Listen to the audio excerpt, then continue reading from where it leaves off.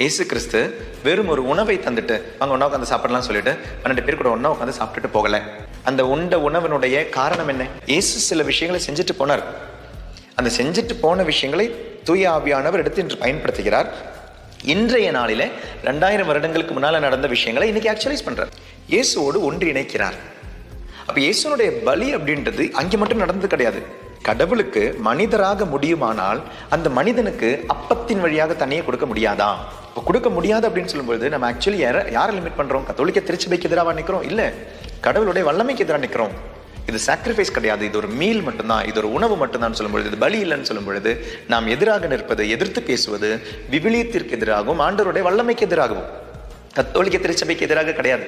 கத்தோலிக்க திருச்சபை அதை பின்பற்றுகிறது. 2000 வருடங்களாக இயேசு விட்டு சென்ற அந்த பலியை பின்பற்றுகிறது. அந்த பலியின் வழியாக கிறிஸ்துவின் உடலோடு ஒன்றிணைகிறது. எனக்காக உணவாக மாறியவர். Jesus is becoming one with me and because of that Holy Eucharist I am becoming one with Jesus. இயேசுனுடைய மறை உடலில் அங்கமாக நான் மாறுகிறேன்.